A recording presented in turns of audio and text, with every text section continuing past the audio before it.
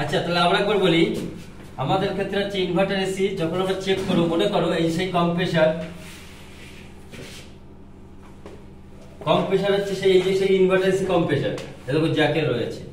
তাহলে আমার হচ্ছে লাইন আর আবার ভুল হলো, নিউট্রাল আর লাইন, আমার দুটো লাইন। এটা হচ্ছে ইনডোরে আসছে, ইনডোর থেকে ইনভার্টার এসি চালাতে গেলে আমার আরেকটা বোর্ড আছে এখানে। এই বোর্ড থেকে এই এখানে তিনটে তার এসছে, সকেট এসছে, এরকম তিনটে তার এসছে, এখান থেকে তিনটে তার এরকম বেরিয়েছে। তাহলে আমাদের হচ্ছে শিখবো যে আমরা হচ্ছে বুঝবো কি করে, এটা হচ্ছে পিসিবি, এটা হচ্ছে কম্প্রেসার, আর এটা হচ্ছে ইনডোর ইউনিট।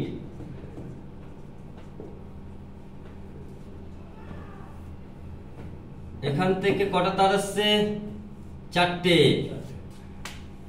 তার। কি কি মেইন হচ্ছে, ভালো করে দেখো, চারটে তারের ভিতরে একটা আছে আর্থিং, একটা আছে সিগন্যাল, চলো এটাকে একটা আছে সিগন্যাল কি, যে ভোল্টেজটা দেওয়ার পরে এই পিসিবিটা অ্যাক্টিভ হয়ে কম্প্রেসার ফাঁকা সব মানে চালু শুরু হবে, সিগন্যাল। আর দুটো কি আছে?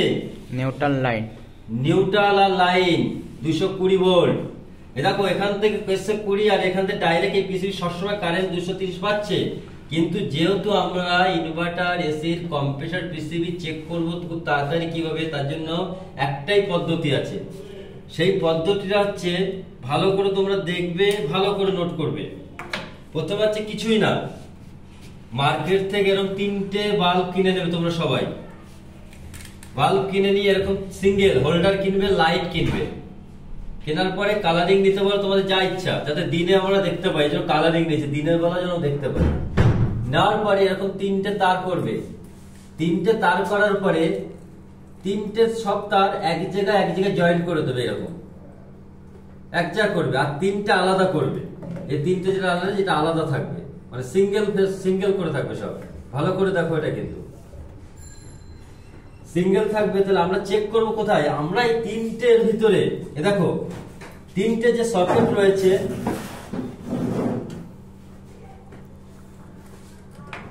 এই তিনটের ভিতরে সিঙ্গেল একটা এখানে লাগাবো, তার একটা লাগাবো, 2 নম্বরটা এখানে লাগাবো, তিনটেই লাগিয়ে দেবো। আর এক মাথা আমাদের কিন্তু এরকম থাকবে টেপ করা। এরপরে আমরা এই এসিটাকে চালাবো। যখন আমরা এসিটাকে চালাবো, এই লাইটটা কি হবে দেখিয়ে দিই, তিনটে লাইট। এটা টেস্টিং করার জন্য দেখাচ্ছি, তিনটে লাইট,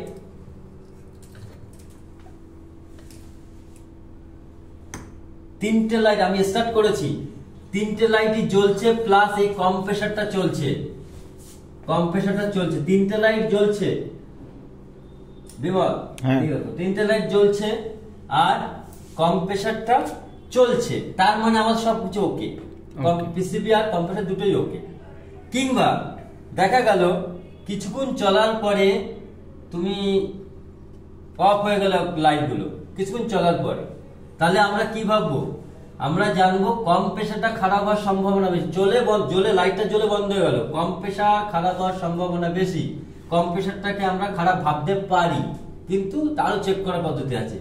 কিন্তু এটা চালালে, সুইচ অন করলে সবকিছু চললো, লাইটটা জ্বললোই না, তাহলে ভাবে কিন্তু পিসিবি খারাপ আছে, এই পিসিবিটা আছে খারাপ। তাহলে আবার বলি, এসিটা যখন ইনভার্টার এসি চালিয়ে দেবে, এই লাইট গুলো এই তিনটে সকেটে তার লাগানো আছে, এক মাথা এক জায়গা করা আছে, লাইট গুলো যদি চলে তাহলে ভাবে পিসিবি আর কম্প্রেসার চলতে কন্টিনিউ চলছে, ঠিক আছে।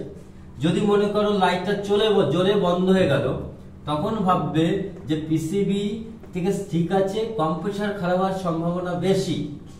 আর যদি লাইটটা জ্বললোই না, তাহলে ভাববে যে পিসিবি থেকে সাপ্লাই পাইনি, পিসিবিটা খারাপ।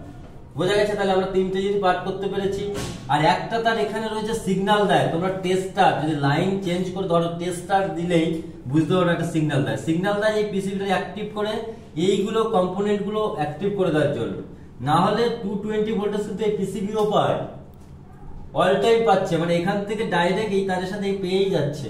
তাহলে এইভাবে হচ্ছে তোমরা হচ্ছে সবসময় ইনভার্টার এসি কম্প্রেসার খারাপ আছে না পিসিবি খারাপ আছে একদম সহজ পদ্ধতিতে বানিয়ে নেবে, আমাদের তাহলে কখনো অসুবিধা হবে না।